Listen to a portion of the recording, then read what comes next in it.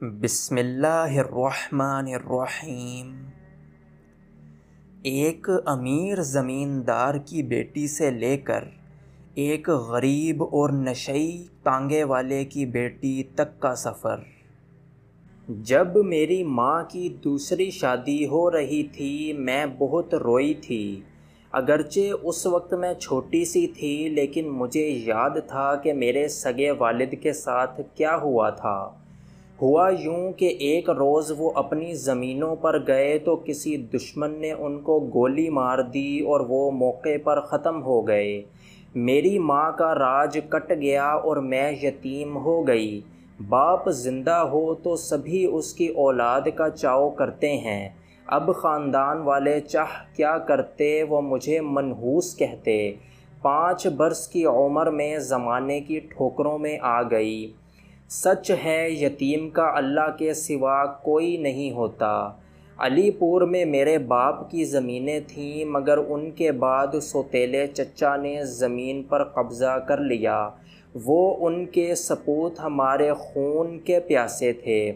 جب ان لوگوں نے جینا دوبر کر دیا تو خالہ نے ماں کی دوسری شادی اپنے دیور اللہ بخش کے ساتھ کرا دی تاکہ گاؤں والے ہم کو سکون سے رہنے دیں۔ جب میں نے 5 جماعتیں پڑھ لیں تو ماں نے مزید پڑھانے کے بجائے مجھ کو گھر کے کاموں میں لگا دیا۔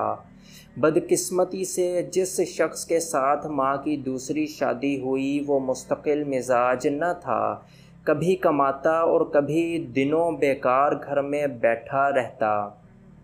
اس طرح گزارا مشکل ہو گیا اور گھر کا سکون بھی مالی پریشانی کے سبب جاتا رہا۔ روز کے فاقوں سے تنگ آ کر ماں مجھے لے کر ماموں کے پاس ان کے گاؤں چلی گئیں۔ ان دنوں ان کی دوسری بیٹی جس کا نام تو صاحب بی بی تھا، ماں پیار سے صحبہ بلاتی تھیں، اسے بخشو ابا کے پاس ہی چھوڑ دیا کیونکہ یہ میرے سوتیلے ابا کی بیٹی تھی۔ ماموں کے گھر ہم کو کسی نے بے سکون نہیں کیا۔ 2 وقت کی روٹی بھی مل جاتی تھی لیکن صحبہ بہت یاد آتی تھی۔ بخشو ابا کے گھر میں ہی اس کو سنبھالتی تھی۔ صحبہ نے ابا کو بہت تنگ کیا اور رو رو کر بیمار پڑ گئی۔ تبھی ابا نے ہم کو ڈھونڈنے میں کوئی کسر نہ چھوڑی، بالآخر ہمارا سراغ پا لیا۔ ابا نے میری امی سے بہت معافیاں مانگیں اور وعدہ کیا کہ اب وہ ضرور کوئی نہ کوئی کام کریں گے اور گھر میں بیکار نہیں بیٹھیں گے۔ ابا بخشو کوئی کام نہ جانتے تھے، پڑھے لکھے بھی نہ تھے۔ مجبوراً انہوں نے تانگا چلانا شروع کر دیا اور میں ایک تانگے والے کی بیٹی کہلانے لگی۔ حالانکہ میرے حقیقی والد زمیندار تھے اور میری ماں نے ان کے گھر زمینداری کا عیش دیکھا تھا لیکن اب تو ہمارے برے دن آ چکے تھے۔ ایک دن صحبہ بہت رو رہی تھی۔ امی جان نے مجھے کہا، زارا تم ذرا اسے چپ کرا دو۔ میں نے بہلایا ٹہلایا جھلایا مگر وہ کسی طرح چپ نہ ہوئی۔ میں بھی بچی تھی، اسے چارپائی پر پٹک دیا۔ ان دنوں میری عمر 11 برس تھی۔ آج کل اتنی عمر کی لڑکیاں باشعور ہوتی ہیں لیکن ہمارے زمانے میں بچے سادہ و معصوم ہوتے تھے۔ مجھے بھی اتنی سمجھ نہ تھی۔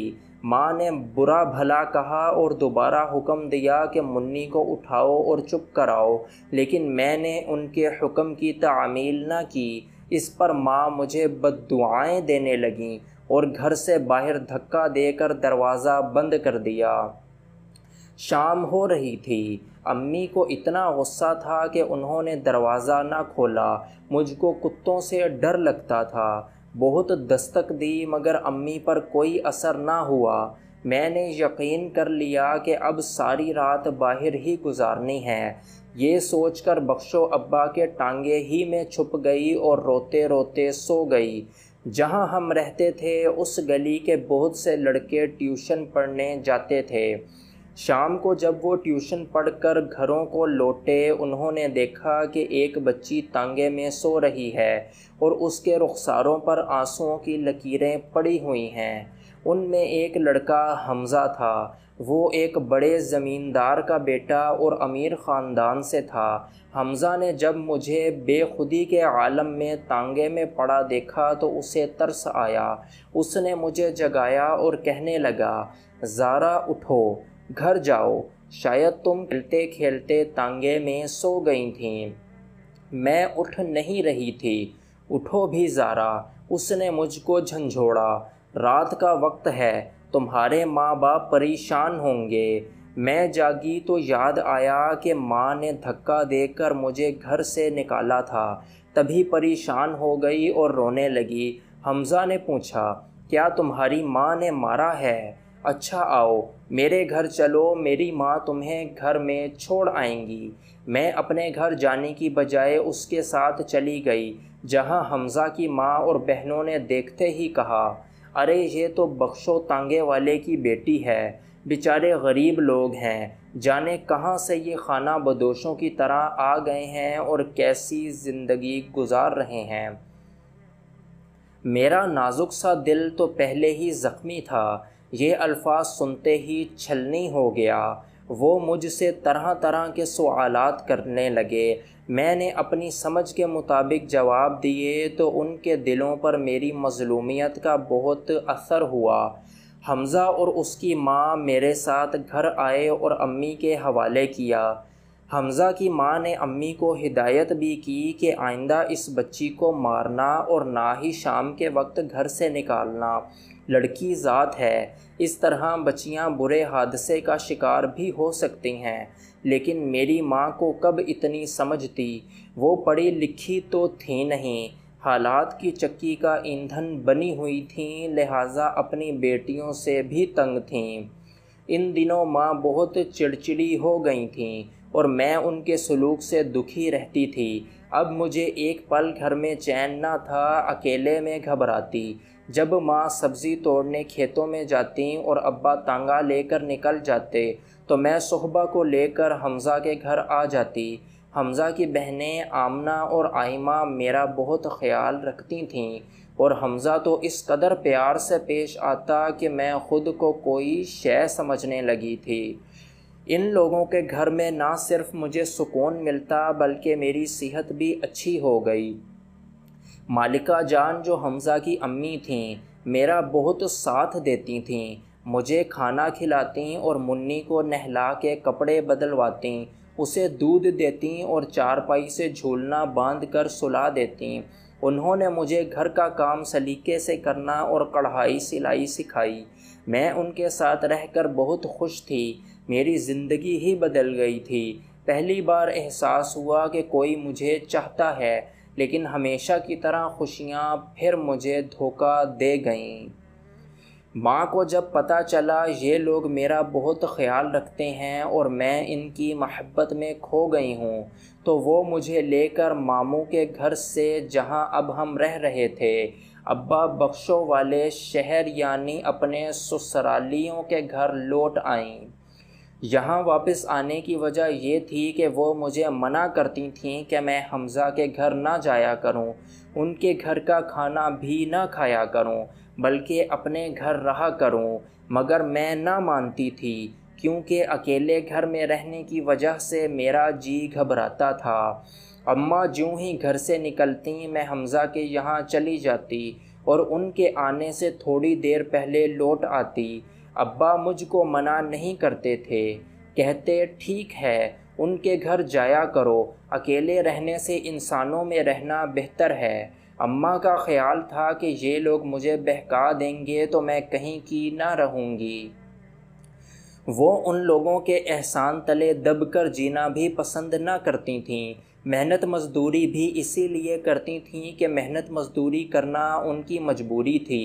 ابا اتنا نہیں کماتے تھے کہ گزارا صحیح طرح سے ہوتا۔ جب میں امی کے ساتھ ابا بخشو کے آبائی گھر آ گئی تو میرا برا حال ہوا۔ حمزہ اور اس کے گھر والوں کو یاد کرتی اور چھپ چھپ کر روتی۔ ایسے ہی 2 سال گزر گئے، لیکن ان لوگوں کی یاد میرے دل سے نہ نکل سکی۔ ماں میرے حال سے غافل نہ تھیں، تاہم انہوں نے میری اداسی کا کوئی خاص نوٹس نہ لیا۔ ان کو تو اپنے کام کاج اور میری پرورش کی فکر تھی۔ میرا ہی ایسا حال نہ تھا، حمزہ بھی میری خاطر پریشان تھا۔ وہ اس قدر دل برداشتہ ہوا کہ اپنی پڑھائی چھوڑ دی، جبکہ اس کے والد اسے ڈاکٹر بنانا چاہتے تھے۔ جب باپ نے دیکھا بیٹا پڑھائی سے غفلت برت رہا ہے تو ایک بڑے شہر پڑھنے بھیج دیا اور وہاں ہاسٹل میں داخل کرا دیا۔ حمزہ کا دل وہاں بھی نہ لگا، وہ ان دنوں FSC کر رہا تھا۔ ایک دن وہ اس شہر آ گیا جہاں ہم رہتے تھے۔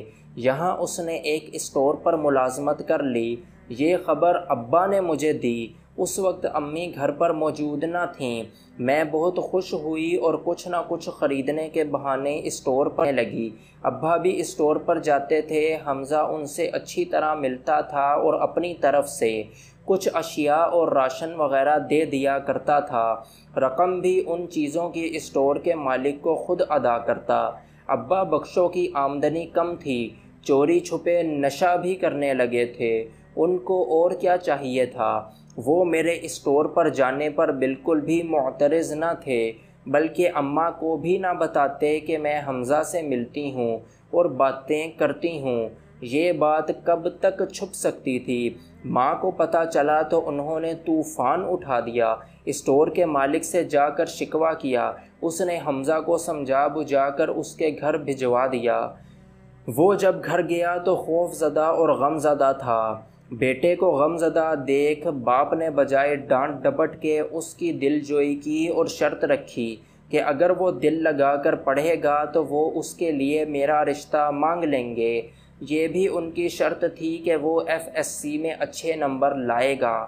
حمزہ نے وعدہ کر لیا، جی لگا کر محنت کی اور میرٹ بنا لیا۔ سچ کہتے ہیں محبت میں بڑی طاقت ہے۔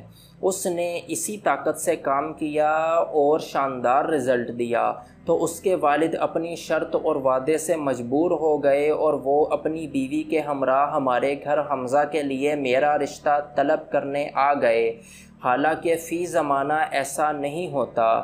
لوگ مجھے تانگے والے کی لڑکی کہتے تھے، جبکہ میرا حقیقی باپ تو زمیندار تھا، لیکن قسمت نے مجھے بے آسرا اور یتیم کر دیا تھا۔ بہرحال وہ بڑے لوگ اور اچھے خاندان سے تھے، جبکہ میں ایک تانگے والے کی بیٹی کہلاتی تھی۔ ماں کو تو اس رشتے پر خوش ہونا چاہیے تھا، لیکن وہ میرے سوتیلے چچا کے رویے اور ناانصافی سے ڈسی ہوئی تھیں۔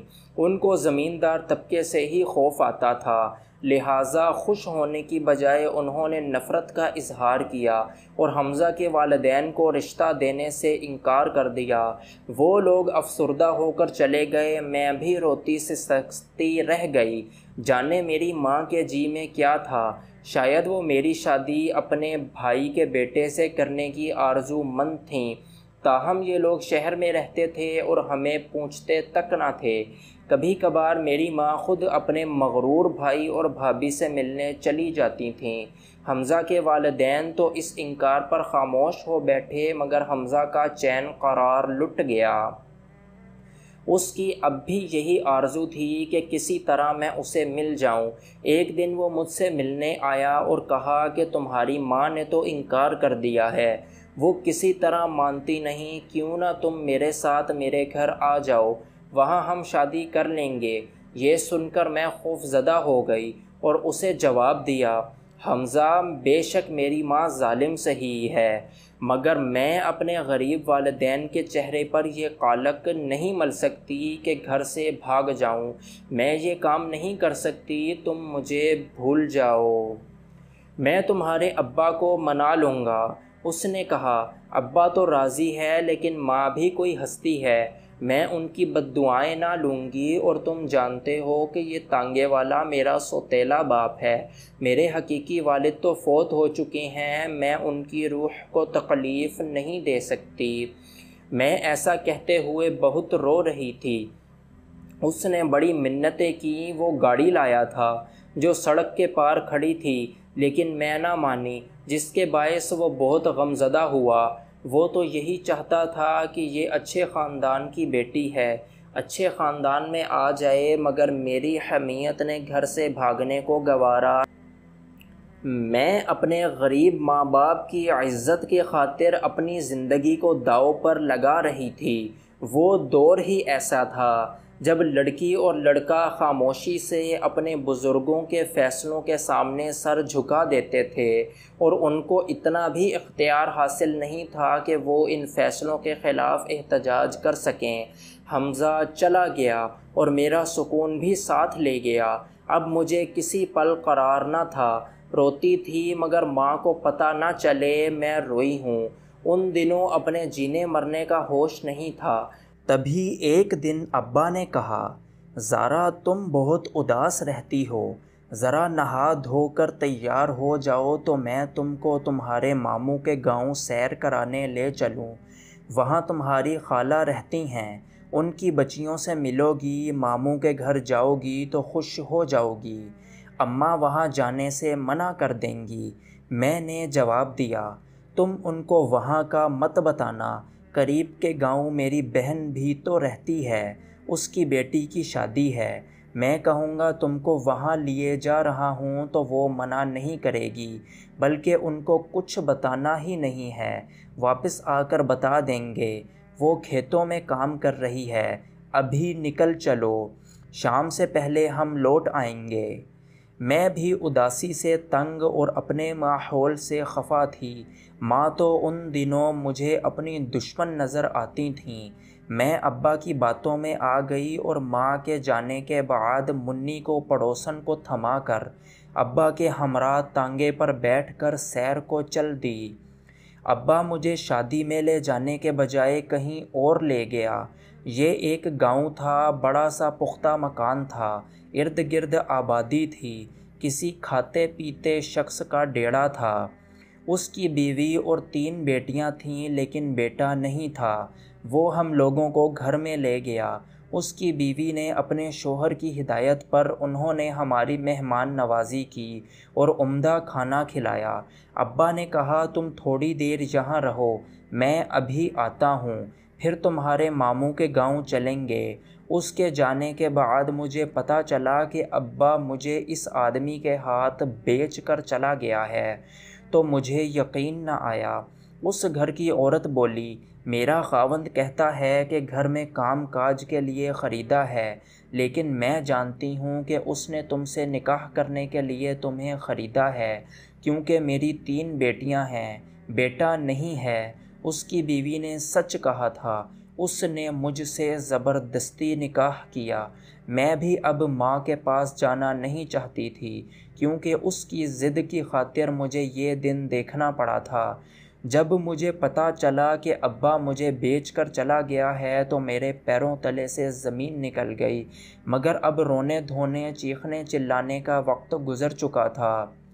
جس شخص نے نکاح نامے پر میرے دستخط لیے، اس نے بتایا کہ تمہارے والد پر بہت قرضہ چڑھ گیا تھا، قرض دار اس کو دھمکیاں دیتے تھے، تبھی وہ تم کو بیچ گیا ہے۔ اب وہ تمہاری ماں کو جا کر یہی بتائے گا کہ تم کسی کے ساتھ چلی گئی ہو، تم کو اب یہیں رہنا ہے، مگر میں اور میری بیوی تم کو عزت سے رکھیں گے، بشرطے کہ تم جھگڑا نہ کرو اور ہمارے ساتھ صلح و سکون سے رہو۔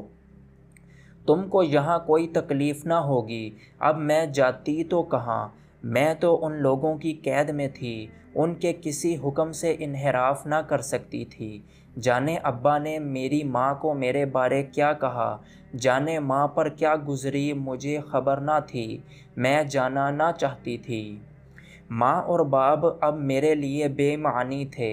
سوتن سمجھدار تھی، وہ اپنے شوہر کی فرما بردار تھی اور اس کی لڑکیاں بھی، انہوں نے مجھے پیار دیا۔ سوتن نے بڑی بہن کی طرح خیال رکھا، اس کی لڑکیاں میرے آرام کا خیال رکھتی تھیں، وہ کہتی تھیں ہم کو تو بس بھائی چاہیے، کیونکہ ہماری ماں کسی آپریشن کے سبب بچے کو جنم نہیں دے سکتی، ہم چاہتے ہیں کہ ہمارا کوئی بھائی اور وارث ہو۔ ابا نے ہی ایک دن حمزہ کو بتایا کہ میں کہاں ہوں۔ وہ بیچارہ تو یہ سن کر بوکھلا ہی گیا کہ میں ایک اڈھیر عمر اور دل کے مریض شخص کی ملکیت تو ہو چکی ہوں۔ اسے یقین نہ آتا تھا، وہ گاؤں کے کچھ معزز لوگوں کو اکٹھا کر کے میرے خاوند کے ڈیرے پر آیا، لیکن جب اسے پتہ چلا کہ میں اس کی منکوحہ ہو چکی ہوں تو وہ واپس چلا گیا۔ میں ادھر روتی اور پچھتاتی تھی، اے کاش حمزہ کے ساتھ ہی بھاگ کر اس کے گھر چلی جاتی تو میری اس کے ساتھ شادی ہو جاتی۔ جس سوتیلے باپ کی لاج رکھی اس نے کیا کیا۔ حمزہ کی ڈیرے پر آمد کے بعد میرا شوہر بہت شکی مزاج ہو گیا۔ پہلی بیوی سے کہتا اس پر کڑی نظر رکھو، مگر وہ عورت اعلیٰ مزاج کی تھی، مجھے کچھ نہ کہتی۔ میرا جی گھبراتا تو محلے میں اپنے ملنے والوں کے گھروں میں بھی لے جاتی تاکہ میرا جی بہلا رہے۔ وہ کہتی یہ بھی بیچاری انسان ہے، کسی کی بچی ہے، اس پر ظلم کرنا ٹھیک نہیں۔ وہ شوہر کو سمجھاتی کہ یہ اچھی لڑکی ہے، نیک دل ہے، اس پر کبھی شک مت کرنا۔ ہمارے اس محلے میں حمزہ کی ایک کزن دلشاد بھی رہتی تھی۔ حمزہ نے اپنی داستان غم اسے سنائی۔ اس نے آ کر مجھے بتایا کہ حمزہ تم سے ملنے آیا ہے۔ وہ بہانے سے مجھے اپنے گھر لے گئی۔ مجھے دیکھ کر وہ رو پڑا، میں بھی رونے لگی۔ جب میں نے بتایا کہ سوتیلے باپ نے مجھے بیچا ہے تو وہ یہ سن کر پاگل سا ہو گیا اور اپنے بال نوچنے لگا۔ اس نے ایک مرتبہ پھر مجھے یہاں سے بھاگ جانے کا مشورہ دیا کہ تمہارے ساتھ دھوکہ ہوا ہے، یہ شادی درست نہیں، ہم عدالت سے رجوع کریں گے۔ جب اس نے یہ بات کہی تو میں گہری سوچ میں ڈوب گئی۔ جب میری ماں کی دوسری شادی ہو رہی تھی اور میں اپنے حقیقی باپ کو یاد کر کے رو رہی تھی، کس سوچ میں گم ہو گئی ہو، جواب کیوں نہیں دیتی؟ حمزہ نے مجھے جھنجھوڑا مگر میں خاموش تھی۔ میں امید سے تھی، اس کو کیسے کہہ دیتی کہ تمہارے ساتھ چلتی ہوں۔ میرے اور حمزہ کے بہت سے خواب تھے، مگر اب کچھ امیدیں میں نے اپنے ہونے والے بچے سے وابستہ کر لی تھیں۔ حمزہ مجھ سے لاکھ محبت کرتا، لیکن وہ کسی اور کے بچے سے تو پیار نہیں کر سکتا تھا جو کوئی سگا باپ اپنے بچے سے کر سکتا ہے۔ تبھی میں نے یہ جانا کہ ایک شادی شدہ اور بچے والی عورت شوہر کے گھر سے بھاگے تو ساری زندگی زمانہ اسے بھاگی ہوئی عورت ہی کہے گا، اور یہ بات ان کی اولاد کے لیے ایک طعنہ بن جائے گی۔ اب جو کچھ خدا نے مقدر میں لکھ دیا تھا مجھے مل گیا تھا۔ یہی سوچ کر حمزہ سے کہا کہ مجھے عدالت تک مت لے جاؤ، میں اب تمہارے ساتھ جانے کے لائق نہیں ہوں۔ یہ سن کر اس کے دل کو ٹھیس لگی اور وہ بد دل ہو کر چلا گیا۔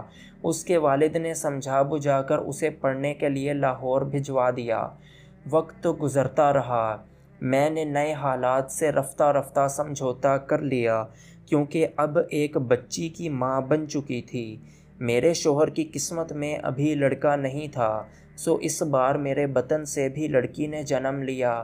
اس کی 4 بیٹیاں ہو گئیں۔ ایسے ہی بہت سے برس بیت گئے۔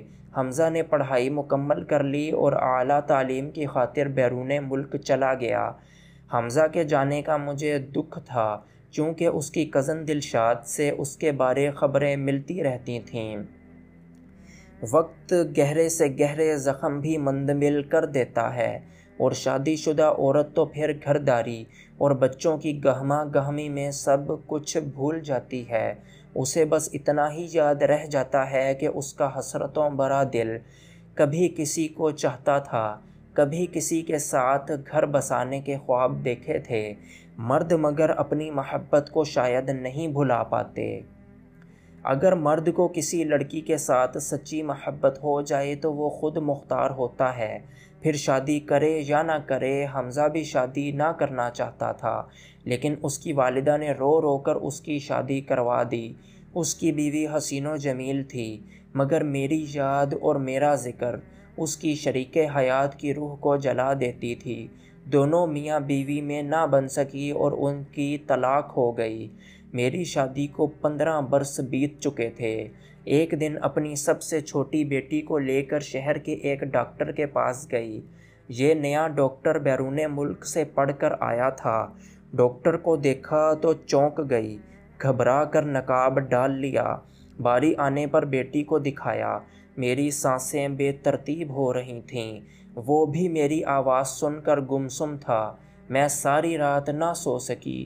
اسے اتنے سالوں بعد دیکھا تو بیٹی کی بیماری بتانا ہی بھول گئی۔ اس نے اچھی طرح چیک اپ کیا۔ میرا خیال تھا وہ بھلا چکا ہے، لیکن جو ہی اٹھنے کو ہوئی اس کی آواز میرے کانوں میں پڑی اور قدم تھم گئے۔ اس نے کہا، زارا تم چاہے جتنے نقاب اوڑھ لو، میں تم کو پہچان لوں گا۔ پہچان کی خوشبو کبھی نہیں مرتی۔ میں نے تمہاری موجودگی اسی وقت محسوس کر لی تھی جب پہلے دن تم نے یہاں قدم رکھا تھا۔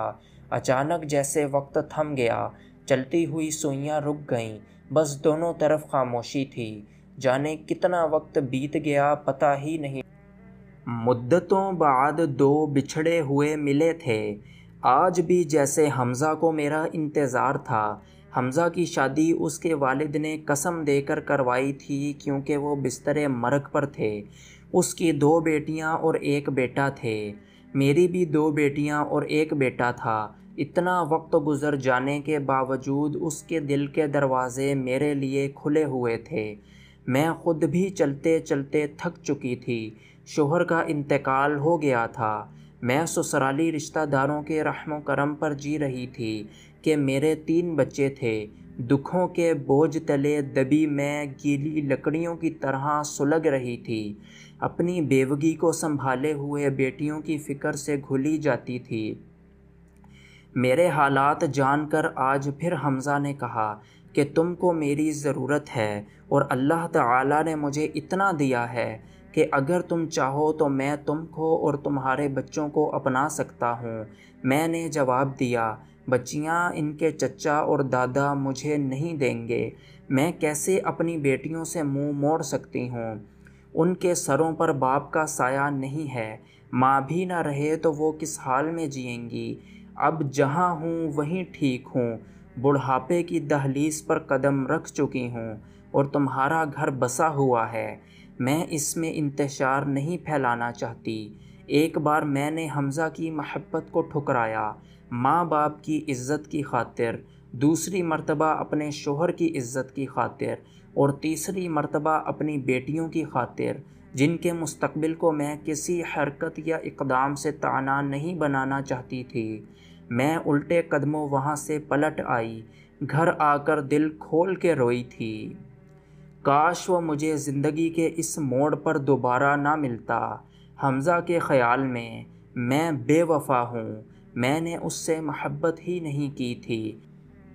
کیسے اسے بتاتی کہ ایک مشرقی عورت کی کیا مجبوریاں ہوتی ہیں، کبھی ماں باپ کے لیے، کبھی شوہر اور اولاد کے لیے اسے سب کچھ قربان کرنا پڑتا ہے۔